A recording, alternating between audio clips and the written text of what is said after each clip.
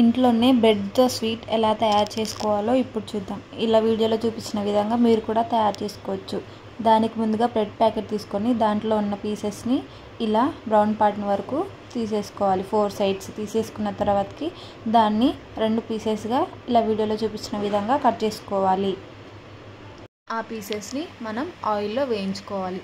Oil అనేది medium ఫ్లేమ్లో మాత్రమే పెట్టుకొని మనం వేడి చేసుకోవాలి. లేదంటే బ్రెడ్ పీసెస్ అనేవి మాడిపోతాయి, స్వీట్ అనేది టేస్టీగా ఉండదు. సో ఇలా మనకి 4 or 5 వరకు బ్రెడ్ పీసెస్ని మనం నూనెలో వేయించుకోవాలి. ఇలా బ్రెడ్ అనేది మనకి కలర్ చేంజ్ అవుతూ బ్రౌన్ కలర్లోకి వస్తుంది. అప్పటి వరకు వేయించుకోవాలి.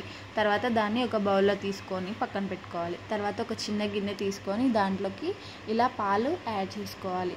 యాడ్ చేసుకున్న తర్వాత ఆ పాల గిన్నెని పక్కన పెట్టుకోండి. తర్వాత ఒక కడాయి తీసుకొని లీటర్ వరకు పాలు తీసుకోండి.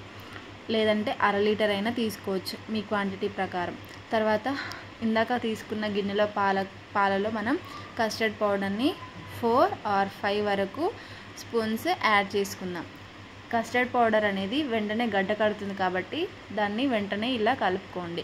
లేదంటే గడ్డ కట్టేసి మనకి స్వీట్ అనేది బాగా రాదు. తర్వాత మనం వేడి చేసుకుంటున్న పాలలో 1 కప్పు వరకు షుగర్ని యాడ్ చేసుకుందాం. 1 లేదా 1.5 మీకు షుగర్ ఎలా తినాలనిపిస్తే అలా యాడ్ చేసుకోండి. తర్వాత మనం కస్టర్డ్ పౌడర్ కలుపుకున్న పాలని ఇలా నెమ్మదిగా కలుపుతూ మన పాలల్లో యాడ్ చేసుకుందాం. ఎందుకంటే కలపకుండా ఉంటే కస్టర్డ్ పౌడర్ వల్ల పాలు అనేవి గడ్డ కట్టిపోతాయి. సో మనం ఎప్పుడూ కలుపుకుంటూ ఉండాలి. తర్వాత మనం ఇందాక చేసుకున్న బ్రెడ్ పీసెస్ని మనం ఇలా ఒక బౌల్ లేదా మీకు ఇష్టమైన ఏదైనా పెద్ద కడాయిలో ఇలా పేర్చుకుంటూ అరేంజ్ చేసుకుంటూ దాన్ని పెట్టుకోవాలి.